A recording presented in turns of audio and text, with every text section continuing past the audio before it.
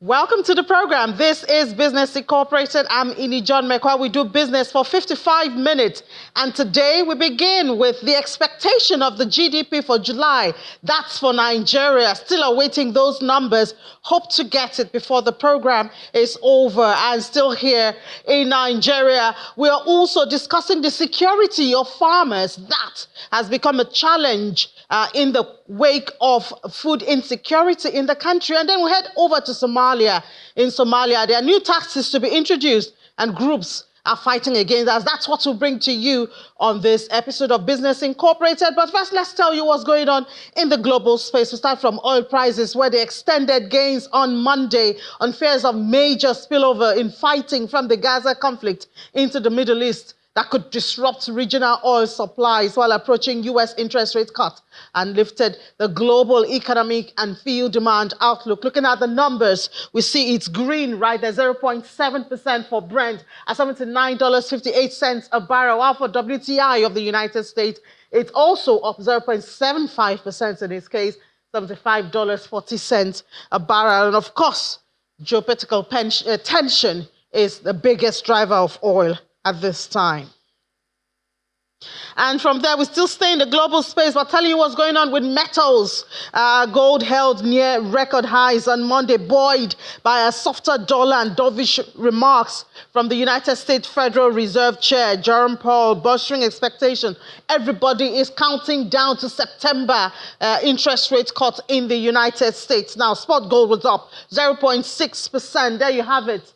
Spot gold 0.6% up at $2,554.30 per ounce. U.S. gold futures also up 0.6% at $2,531.60 a barrel. And then we see that dollar hit its lowest in more than a year, making gold less expensive for other currency holders, while benchmark 10-year Treasury yields also ease. Look at other metals at this time. We see spot silver also up. Everybody's excited about the expected rate cut. 1.26% is what it gained to $30.20 per ounce. Platinum up more than 1%, also $976.40.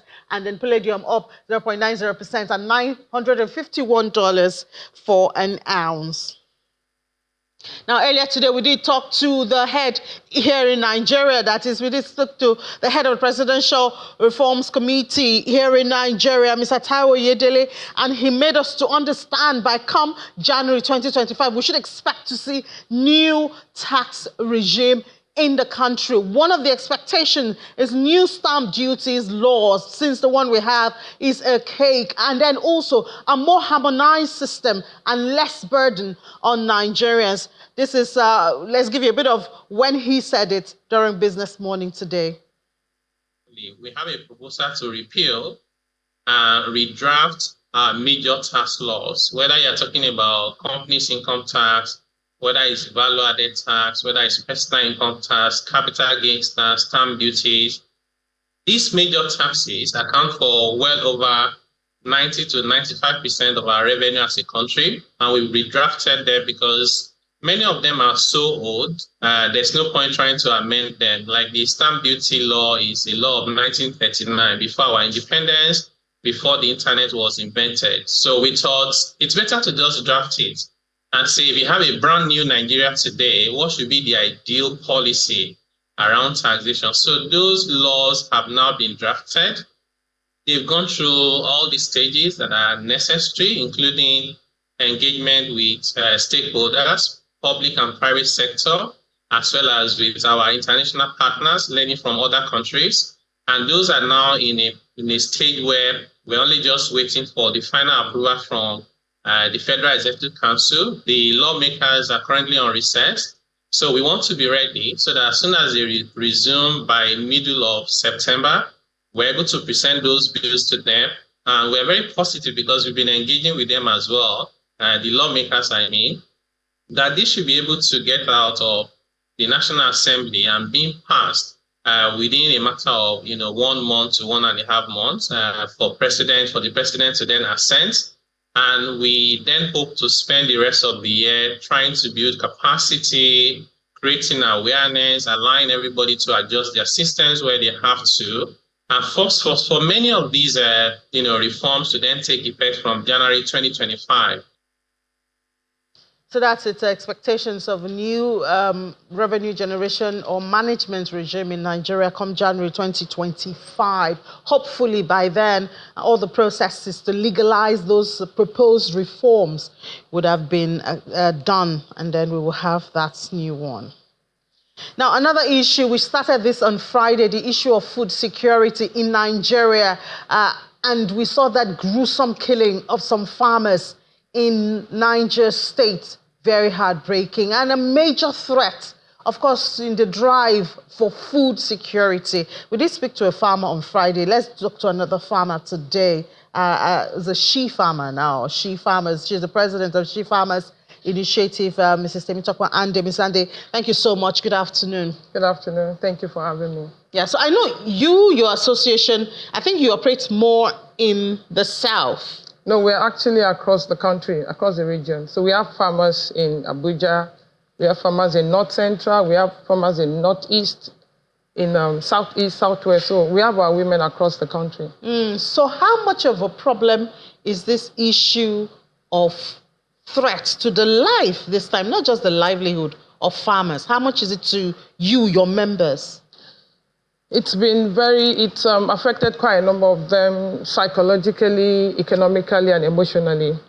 And we have quite a number of our members across the country that have had their farms invaded by others in the same community. And over time, there's been no respite for them, particularly the women. So they are emotionally and psychologically affected, and they can't go back to the same farm where they have invested so much, and the farm is being ravaged by cows, and livestock. So it's affected them so much that it's not encouraging. Like what state have you had this experience with your members? We've had in Abuja precisely. We have some of our members who had that issues in the community in Abuja. We have in other regions of the country. We've had in Jos, so it's all over, particularly the Northeast, North Central. So it's really affecting the farmers to go back to the same field that has been ravaged by animals, and there's no respite to them. Nobody is talking to them on, how much have you lost in this farm? We have them in our record that we're also hoping that government would actually look at seeing how to encourage them, reorientate them, and allow them to go back to the farm, because that's their basic source of livelihood. So I have covered some meetings where there's been an attempt to bring the herders and the farmers, to try to bring peace. Have you been a part of any meeting like that? What has been the outcome? How can we really move forward? Well, there's been a lot of stakeholders engagement in different parts of the country to solve this problem. And I know that the federal government has also they've initiated a body, yes, recently, food security. No. Okay. The federal government set up a body, I think it's the Presidential Food Coordinating Unit. The federal government intentionally brought them together, and they are all across the three tiers of government, the federal, the state, and local government, to actually provide a lasting solution to this issue. But the only constraint right now is that this solution, the federal government will have to make this the resolution intentional by bringing stakeholders together. What I mean by bringing stakeholders together is to provide a sustainable and lasting solution to this problem. They have to provide a landmark for each of the different arms of agribusiness. If you have somebody who has crops here, and you have somebody who has eggs beside her, and the person who has eggs beside her does not have means to feed the eggs, automatically the person will be forced to encroach on the person who has crops. So I think that the government needs to provide a landmark. If you are an herder, this is a place delineated for you. Life has evolved over the years. You're talking about ranching now. Yes, life has evolved over the years. From the beginning of generation, if you study the Bible, which is also in the Quran, when Pharaoh I'm sure Joseph and Pharaoh, they're in the Quran and they're in the Bible as well. When Joseph's family went to join him in Egypt, Joseph's family were herders. And he had to make it clear to them that the Egyptians do not like the herders. They don't like the herders. They are crops, they are crops farmers. They don't want to see them.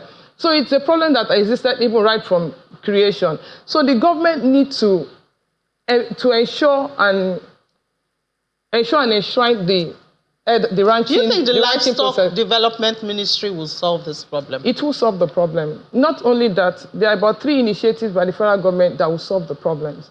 Number 1 is the Presidential Food Coordinating System. Then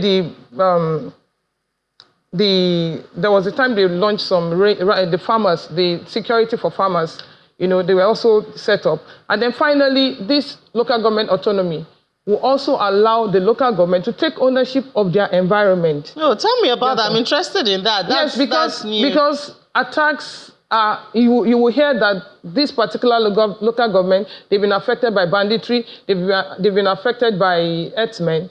The people in the community knows themselves. As a matter of fact, I was in Oyo State some times ago, and in an estate where we're working, I saw some cows coming. I was like, I had to call the Fulani man. I want to buy the cow. I just want to get an idea of who owns the cow. The guy was telling me the owner of the cow is in Bodija. It's also Alaji in Bodija, meaning that the owner of the cow are also in the community. So the people at the local government level need to come together and identify who are the owners of livestock in this community. Who are the owners? Who are the herders here? Can we identify a location where we can keep them? Can we also support them with technology? Because with the way things are going in other parts of the world, where we have importation of milk and livestock products coming into this country, they've identified that problems and they have been able to solve it. I was in Kempten in England, in Germany, in a state called Bavaria State. That state is the state where they produce Mercedes-Benz and BMW. Yet they have thousands of acreage of land dedicated only for cows. As a matter of fact, coming out from the hotel, you'll be hearing cow dung smelling. So they'll be able to create an entire value system for rearing only cow. So there's nothing in that community except cow. So is it the government that should create it? Because this is a conversation that has started not today. The government has put a platform for engagement. So it is not left for the activators to come together and ensure that what the platform government has given to them, they implement it and they use it. Now, a lot of funds are going to the local government, which is good. So in each local government, they know themselves. They have different departments in local government. They have their Greek department. So the local government will come together, do you understand, bring all the stakeholders together and say, who are the owners of livestock in this community? The Fulani, the herdsmen, they have an association. Bring them together. Okay, where do you want to stay? If they have to pay a token, because I know there are some community land that are free, that they can talk to the village elders or the family lands. Okay, can you let this particular area be for your herds, and then keep this area for the farmers so that they don't beat themselves? That's the lasting solution. So you think this is what the Livestock Development Ministry should be doing? That is what they should be doing. Working with the local government. Working with the local government and the state and the federal. They have to work with the 3 tiers of government because they will need to support them with technology, with resources. Because things have evolved over the years. You can't be going from one state to the other looking for green pastures for your cows. You need to put them in a place and provide technology that will provide the food. Do you understand? So they need to grow their food themselves, provide it so that they stay in a place. They need to be educated. They need to be reorientated. That we are not in, we are not in 6 or 7 decades ago. This is modernization. So if we want this problem solved, we must also involve technology. We also need to bring these people, the stakeholders together and reorientate them and look for a lasting solution to the problem. If not, you are here, I'm hungry, and you have food. They will definitely cross paths. So have you heard of this conversation as it started by either the Presidential Committee or even the Livestock Development? I haven't heard. I don't know, perhaps you are in the sector. Has this kind of conversation, has it started? The conversation has started already because the government is also identifying the necessary people in the state. If you look at the committee that the federal government Institute to carry on the federal government food security program. There's what we call the Green Imperative Program, which has always been there. So the committee are supposed to activate this Green Imperative Program, through private sector driven, to ensure, because the government needs to carry the private sector along for these policies and these programs to be effective, because they are the activators. So if they carry them along, they'll be able to see and say, oh, these are the challenges, this is what we need to solve. And we have a lot of Nigerians who are doing fantastic well in ranching, even in Nigeria. You have people from overseas bringing foreign cows, breeding foreign cows, trying to produce milk, even in Southwest there. We have a farm in Fashola in Oyo State where we have a place where they are producing their cow feed in the farm themselves. So I think we need more of that to be able to solve this problem. Because the people in the developed world, they have adopted this. So you can't hear a story of herders and farmers fighting in Germany, in Switzerland, in Sweden, where we have a lot of milk coming from. So we need to be intentional. We need to create a path. Let the herders stay here. Let the crops farmers stay here, so that there's no clash. That's the lasting solution.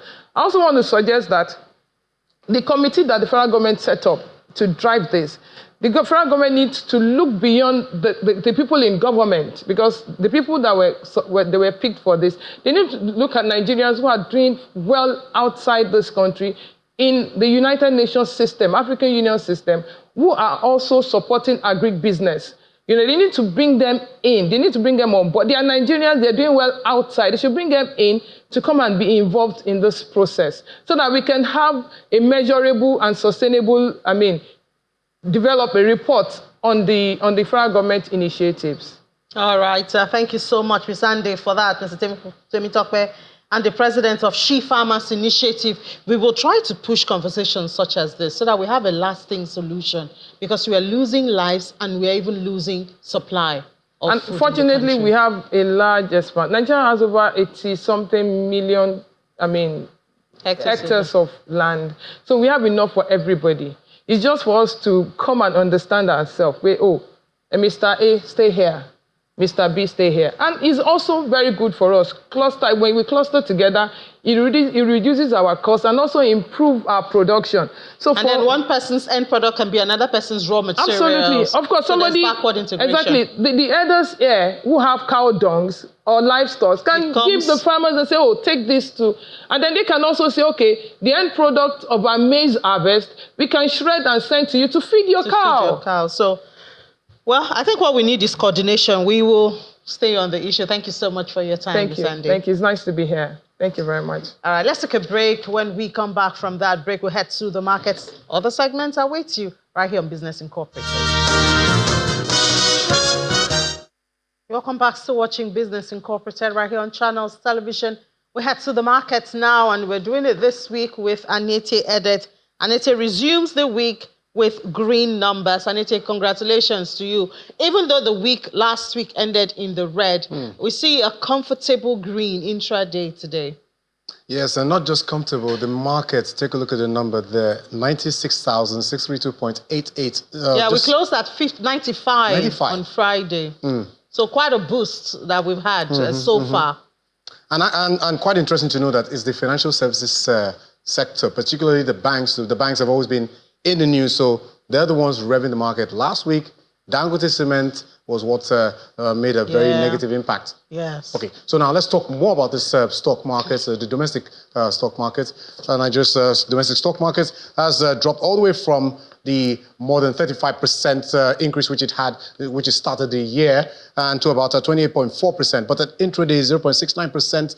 That's the number for the NGX, and like we mentioned, oscillating in between 96,000, 95,000. So these numbers are still going up and down, back and forth, before it gets to the final level by 2:30, the close of Monday's trading session. But so far, this is the number at intraday at last tracked. And for the Johannesburg Stock Exchange, 0.88% in the green. And of course, it's also climbing higher all the way from the 80,000 points to 84,422.88. That's for the Johannesburg Stock Exchange. Now let's move over to the other sides of the markets on the African continent. Egyptian Stock Exchange, the EGX 30, 0.20% in the red at 30,000, barely hanging on to that 30,000 level, which you can see on your board here. And for the Kenyan Stock Exchange, we see the NSE 20, the NSE All Share Index at the Nairobi Stock Exchange Index, 0.19% in the red, but that was for Friday's closing session. And talking about Kenya, we hear that the government last week announced that it plans to bring back some of the measures. They're reintroducing the measures from a scrapped finance bill due to a deadly protest, which sparked the deadly protest sometime in June last month. And the government is planning to generate about $1.2 billion by reintroducing this tax provision to meet its fiscal obligations. So that's it in a nutshell for the markets that we track on the African continent at intraday. Now let's take more perspective about Nigeria's financial market, but this time the fixed income market, where we'll be talking more about last week. We saw the forex reserves continuing to be on the decline for a third straight week, and this is coming despite in the midst of the central bank's reintroduction of the Dutch retail Dutch auction system, which it hoped that would make the value of the naira, as well as the value of the foreign exchange reserves, which is Nigeria's external buffer, to come back in the green. But to give us more perspective about this, let's bring in Senator Audu, Forex and Fixed Income Dealer with Access Bank, to give us more details about that. Thank you for joining us, Senator. Thanks for having me, Anita. Okay, so Senator, I have 3, if not 4 questions for you. Now let's start first. You're the Forex dealer. Now, what's happening to Nigeria's? We know that, yeah, the central bank has been intervening in the Forex exchange market.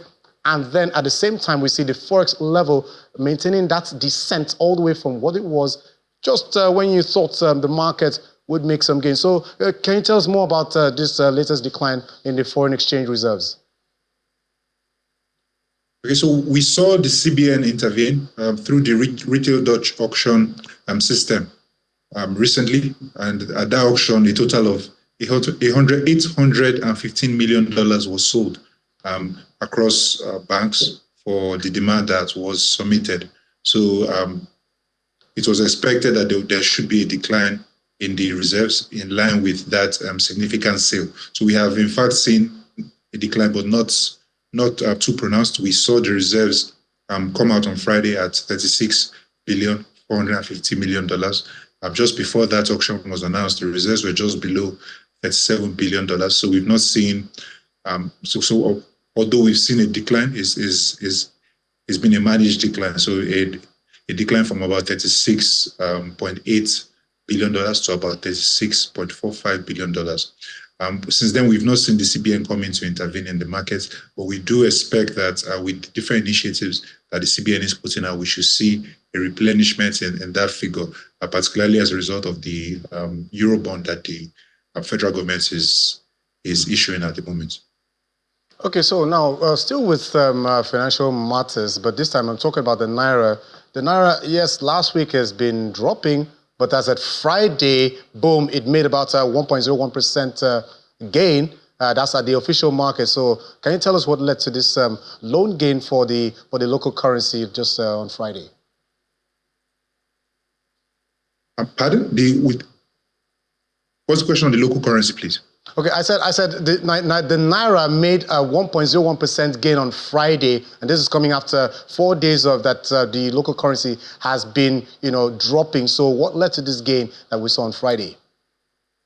Okay, so we had seen a sharp depreciation in the exchange rate. That's following the gains we had seen following the announcement and the conduction of the retail auction, but we saw a bit of a moderation recently. So as you rightly said, we saw an appreciation in the NIFEM rate to about 1,570 Naira per dollar, although we saw a marginal depreciation in the NFX rate to 1,598. Today, we've seen those trades in the FX market remain just below the 1,600 level mark. Okay, so now let's talk a little bit about some foreign matters, but which has a correlation with Nigeria's market. On Friday, the U.S. Federal Reserve, that's the world's number one bank, the number one bank, central bank governor, that's Jerome Powell, announced that much-awaited interest rate cut, which is imminent just next month. And that is expected to have like an impact, a positive impact, because a lower dollar, would mean a value for Nigeria. So now, how is this going to impact Nigeria's economy in the long run? Okay, so we saw that the Fed chairman, Powell, alluded to the fact that we might see rate cuts on the Fed rate. So how that will affect the local market, we do expect that, given that rates in the US should trend downwards, following that announcement and eventually leading to when the cuts actually happen. We do expect that emerging markets such as Nigeria may become more attractive to foreign portfolio investors. So we may see an inflow of foreign currencies to Nigerian markets because the rates available in the Nigerian market, particularly on the Eurobonds, will be more attractive to these managers. So we do expect that, barring any other information, we should see some interest in African Eurobonds. Those bonds currently are not haven't moved significantly following that news, but we do expect that, depending on the measure of the cuts that the US Fed does apply, we might start to see some of those flows come here, and correspondingly, we should see rates decline on those Eurobonds and the prices rise. Quite interesting. So, Senator, I think we'll leave it there, of course, and of course, take our attention to other sides of the market around the world. But thank you so much for your time and your analysis on our show. Thank you very much. Senator Audu, Forex and fixed income dealer with Access Bank. For the market numbers, that's intraday. Now, let's talk about markets on the Middle East, where we see mixed sentiments permeating the market.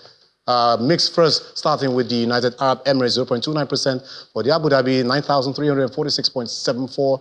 And for the Dubai FM, in the green, 0.29%. Also, 4,305.09. That's the index point for both of the twin on the United Arab Emirates, the indexes on the United Arab Emirates Exchange. Now, let's look at the other side of the market. Qatari Stock Exchange, as well as Saudi Arabia, both in the mixed picture there, where we see the impact of the Middle East tension, where there is a retaliation in between Hezbollah and Israel. So that is still having its effect on the market. So we see the market making a pullback for the Saudi Arabia. That's for the tidal wall, 0.21% at 12,236.78. But for the Qatari Stock Exchange, all prices are helping that market. So 1.16% is what it gained at intraday, or still gaining at 10,222.81% points at intraday. That number we'll get to see at the close of today's trading session. And let's fly over to the United States. That's the world's biggest economy, where we see little change numbers for the Dow Jones Industrial Average, S&P 500, as well as the NASDAQ index, all in the green, more than 1% for the three averages there, which gets the attention of most of the traders around the world. This is coming after that much talked about, much awaited expectation, or the confirmation from the US Fed chief, with Jerome Powell. And of course, he had made affirm that the rate cuts would definitely come. And of course, the markets are really responding positively to that. Now, in terms of expectations for this week for the United States, the markets will be expecting initial jobless claims, which will be due to be released on Thursday at about 1:30 p.m. Nigerian time. And that will be followed by the July personal consumption expenditures reading for Friday. That's for the world's biggest economy. So the markets will be out on the lookout for those information coming out from the world's biggest economy. And final stop. Let's go to Asia, where we see mixed picture there. But for the Nikkei, we see it still it has dropped all the way for that 40,000, and still fighting its way, trying to maintain the 38,000 points, because anything can happen, and this number could just be just below what we see here. 0.66%, that's what is dropped. For the South Korea's Kospi, 0.14% in the red. And for the Hang Seng Index, it is risen in the final hour of this trade. It has climbed by about 1.06%. And for the mainland Chinese stock index, it's in the red, where we see there. And then, of course, for the ASX 200 Australia, we also see that number is also coming a little bit in the green. So, that's it for the markets that we track for a Monday trading session. Mixed pictures across board, and the markets also looking out for what direction would all the sentiments would take. Sure, we'll follow up all through the week. Thank you so much, Anita. Pleasure. I would like to tell you that Nigeria's gross domestic product is out for the month of July. It grew by 3.19%. That's year on year in real terms for the second quarter of 2024, not July, for second quarter of 2024. Well, this growth rate, this is according to the National Bureau of Statistics, just dropping now. The growth rate is higher than the 2.51 recorded in the second quarter. And I will give you more details before the program ends, but I mean, we can tell you that the GDP is out and it's up 3.19% from 2.51%. This is for the second quarter of 2024. And the performance of the GDP in the second quarter was driven mainly by services sector again, and it recorded 3.79 and contributed 58.76 to the aggregate. The agriculture sector, another very sensitive, which the CBN expects to drive growth in the next 3 to 6 months, grew by 1.41%. That's a drop because it was 1.50% in the second quarter of 2023. We'll give you the details, and of course, we'll have more conversations on that on our business shows, Business Morning, Business Incorporated. But GDP is out for Nigeria and it's looking good. But if it really affects the people, we'll talk about that later on the program. So moving on now, let's go to Berlin and see what's going on there. And in Germany, they're discussing what is the right age to retire. Because people around the world are asking that question as they get older. We know what happened in France a couple of months ago. Well, there's also a question like that going on in Germany, where the discussion of retirement age became front and center this past weekend after the Chancellor Olaf Scholz brought it up. And Lars Holter is right there in the middle of all of this, and he can tell us what the latest is. Hi, Lars. Good afternoon, not Olaf, obviously.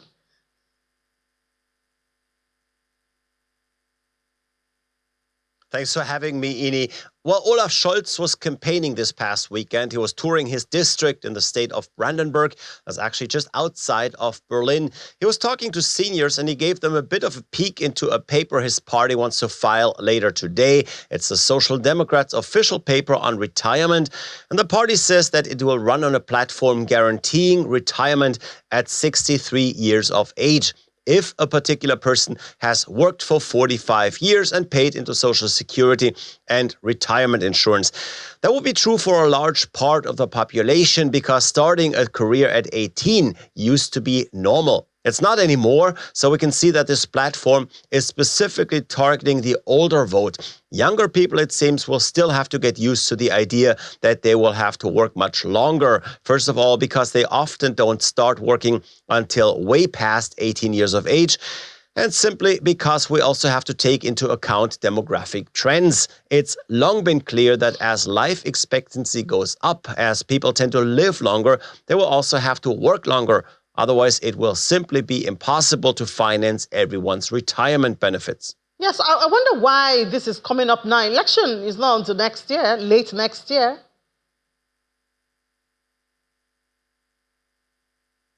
That's true, but there are other elections, and they are extremely important. Next Sunday, there will be statewide elections in 2 eastern German states, in Saxony and Thuringia. And then 2 weeks later, there will be elections in Brandenburg. But especially those first two in Saxony and Thuringia will be extremely important, as the right-wing AfD party, that's an acronym that stands for Alternative for Germany, has been getting stronger over the past few years. And chances are that at least in Thuringia, they are now the strongest party and might just win this. Now, besides the fact that the established parties want to avoid the extreme right wing to take over, there's actually a pretty urgent case to be made to prevent them from winning. The economy in Thuringia has been suffering for years. The state has lost almost 40% of its people since the reunification of Germany. They're having problems filling open positions in companies large and small. And Thuringia has long figured out they need migrants to move there, take jobs, and help stabilize the state's economy. But with the extreme right wing so strong, and with racism and xenophobia big in the area, most migrants don't actually want to move there, and that's been hurting the economy tremendously. In fact, insiders there are expecting a load of bankruptcies and a downward spiral for the state's economy under a potential AfD reign. Yeah, a whole lot there, alas. But let's look at investor sentiments at this time. Well, investors are certainly hoping to continue last week's upwards trend for global markets. However, early on Monday, it's unclear where we'll be going here. Over in Asia, Japan and Shanghai have started the week a bit lower. Hong Kong is a bit stronger now. We're waiting to see what's developing in the early hours of European trading. I guess most guidance will come, as so often, out of the U.S. Fed Chairman Jerome Powell has announced on Friday that the time has come to lower interest rates, but that came after some international markets had already closed. So we will see how much of a role this statement still plays. Yeah, we'll see, Lars. Thank you so much for that. Thank you, Ini. Let's head to South Africa now, where motorists can look forward to significant relief at the fuel pumps. That's from next month, a couple of days from now. A stronger rand, coupled with lower oil prices, is set to drive down the cost of petrol and diesel. Fuel prices in South Africa are mainly influenced by the global price of oil and the rand-dollar exchange rate, as the majority of the country's fuel is imported. While taxes are added to the price of fuel at the pump, these have remained stable for the past 3 years. Meanwhile, the chief economist at Econometrics, Dr. Azza Jemaini, says that inflation might drop below 5% in the coming months.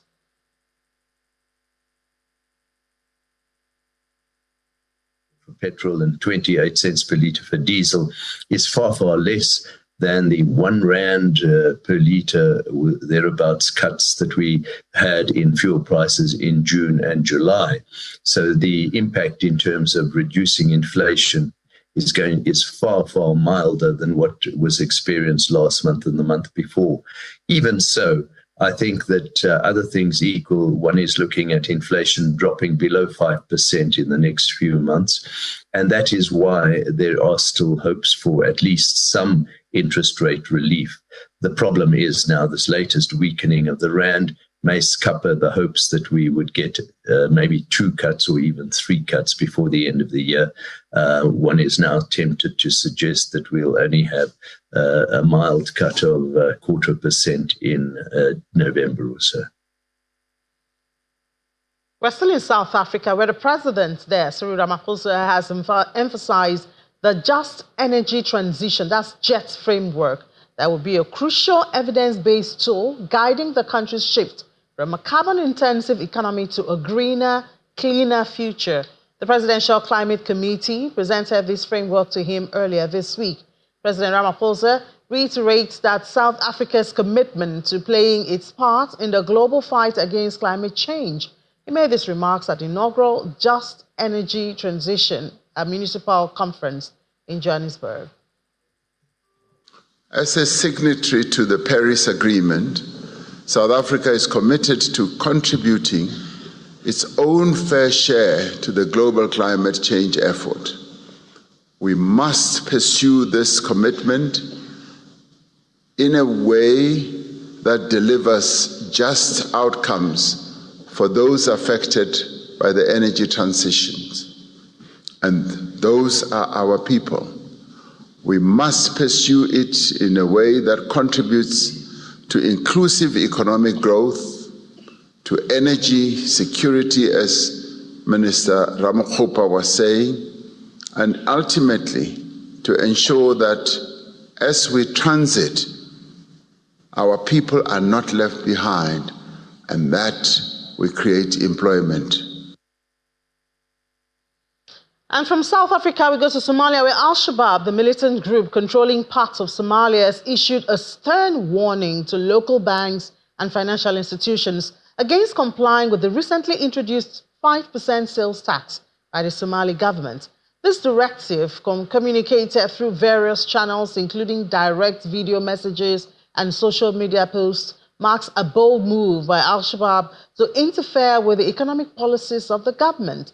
The ultimatum, set to expire within a week from August 25, 2024, demands that all private individuals withdraw their funds from banks participating in the tax collection or face the consequences at their own risk.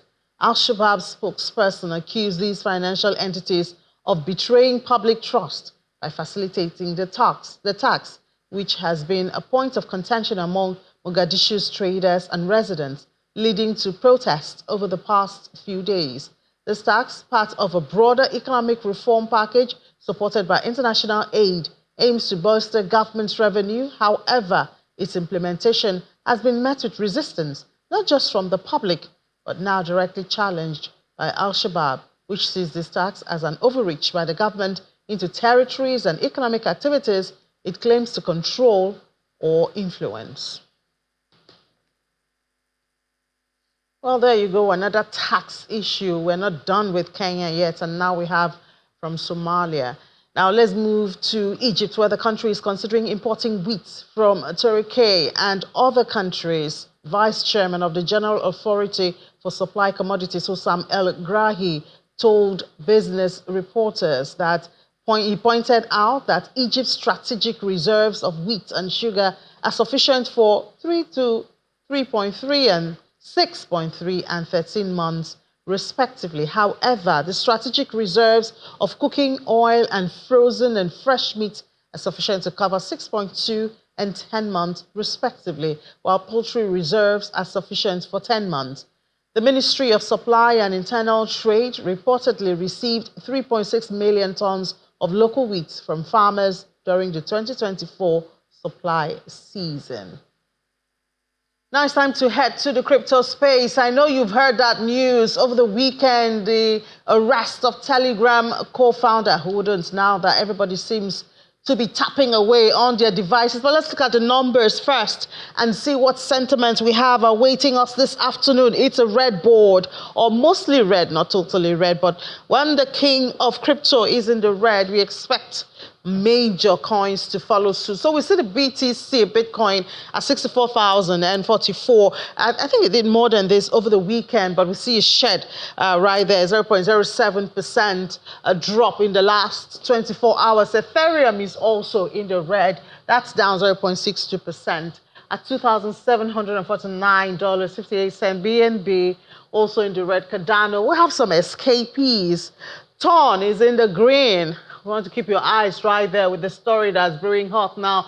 Solana, TRX, and Doge, you know, some of those other coins have kind of escaped that. But now let's settle to the issues of the day. Telegram founder, co-founder and CEO Pavel Durov has been arrested in France. That was first released by Russian media, and they said it's over charges related to alleged illegal conduct by Telegram users. The arrest caused a sharp plunge in the price of Ton coin and the token of Telegram affiliated.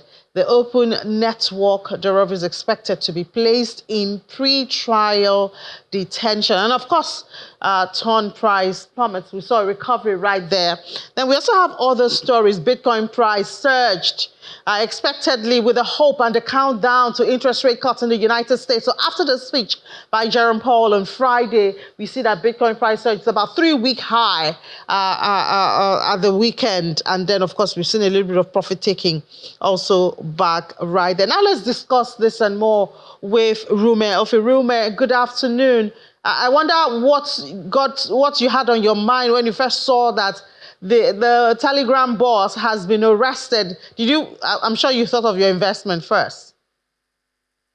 Exactly. I thought about it as a black swan, sort of, because Telegram has a lot to do with cryptocurrency these days. And as you likely mentioned, although I didn't really like it too much, when you say people are going to be tapping off, but we have a lot of tapping guys that came into the crypto industry through the Telegram initiative. For crying out loud, this guy is a big guy in the industry and the crypto space, and as well as social media space. If you ask me, he's been attributed to be the Mark Zuckerberg of Russia, having worth about $15.5 billion, and about 39 years old guy. It's something what remarkable. But the impact in the market is a lot of coin in that Telegram ecosystem actually plunge.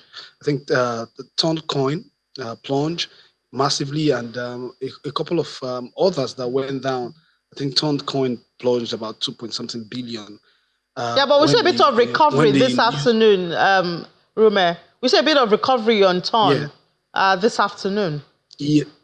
Yes, the U.S. market is about opening, so most likely people that traders, speculators will always see some of those down movement as opportunities to just edge up. But the truth is, in a broader perspective, the second half of the market, not just cryptocurrency now, we're talking about stocks and other financial assets there, usually have a slower movement, and I don't expect crypto to really move that much, despite what has happened in the case of crypto. We understand that last week, John Paul came up to speak about a couple of things that actually got the market excited vis-a-vis what is on ground. But the reality is, you've seen the strike that happened, the head of the strike that happened between the Hezbollah group and Israel. Some of those things are also factors to consider in the crypto market, risky asset most especially. And you see that Brent crude has actually risen. So when this is happening, risky asset, we most likely see some downside down the line. So all of this put together are the challenges that we're having now. So what do we expect to come out of this? So I know from the camp of Telegram, they've said, well, they're not afraid. It hasn't done any wrong. Do we see this as part of the geopolitical issues, or is it just, another unfriendly sentiment around the crypto space? Yeah, so there's this African president then that said freedom of speech is guaranteed, but freedom after speech is not guaranteed. A whole lot of things are happening in the Telegram ecosystem. From cyberbullying to terrorism financing, because Telegram is an ecosystem of its own. It has a lot of digital assets that is enabled in that platform. And also terrorism financing, like I said. Then. A whole lot of things that are going on, in that ecosystem. And with the EU laws that actually are in place right now, some of those things are not acceptable, and any country in that jurisdiction have the right. And the funny part is the co-founder, Dorov, actually has is also a citizen. He also has the passport of France. So that makes it really, really kind of confusing a bit. If it was for just being a Russian born that he is, I would have a bit attributed it to maybe the Russian-Ukraine kind of situation. But this guy has a French passport. Makes it really, really difficult. But so they are saying, if you are doing business, for example, and our laws are really hard on a couple of things, and some of these things have been enabled on your platform, you are going to face the music. He risked 20 years imprisonment, for example, if it goes exactly what is happening this way. So also, I think this is going to be more like a clarion call for people like Mark Zuckerberg and Elon Musk in the process of saying free speech, and a couple of things are going wrong. When you go to certain jurisdiction, they could come after you and you'll be arrested. Yeah, we know there was a warning, when we saw that interview, I don't know if to call it that, between Elon Musk and Trump. We did get that warning from EU that watch out, because we are watching. But I mean, with this Ton, I saw a recovery there, but he's going to be placed in pre-detention trial and all of that. How do we expect the market to react? The market is already reacting based on most especially retail investors. already taking their monies out. And I really don't think institutional investors will be investing in some of this coin, because the truth is that the Ton coin ecosystem has, this is truth that is not popular. In crypto, when you have a particular wallet holding, or few wallets holding huge amount of a particular token, it gives a red flag. But people that are not inclined with this industry are not aware. Ton, for me, it's not something that made sense, because the tokens are held by about 70% of it, 60% of the entire token in circulation are owned by a couple of other, a few wallets, which doesn't make it really nice, because those guys can make a huge decision that could affect the entire ecosystem. What this whole thing translate to be in our climes here in Nigeria, where you see celebrities actually minting coins here and there in the Solana ecosystem and doing stuff and cashing out. I will say this in plain terms: if you are continuing doing this, you will not go out there unpunished, because when you go to other countries, for example, and they have their citizens that have participated or complained to the authority about this, you'll be arrested as well. All right, Sir Rume, note of warning right there. Thank you so much for sharing your thoughts with us this afternoon. Thank you, Ini. Always a pleasure. All right, so that's where we'll draw the curtains on the program today. It's a Monday, so we still have 4 days ahead of us. Let's do it again tomorrow. It begins at 10 a.m. and then we'll do 1 p.m. You can ensure or be sure that we will give you all that's happening in the world of business, every hot story, especially as it affects you. But I'll see you at 10 p.m. for the Stock Market Report. I'm Ini John Mekwa. Bye-bye.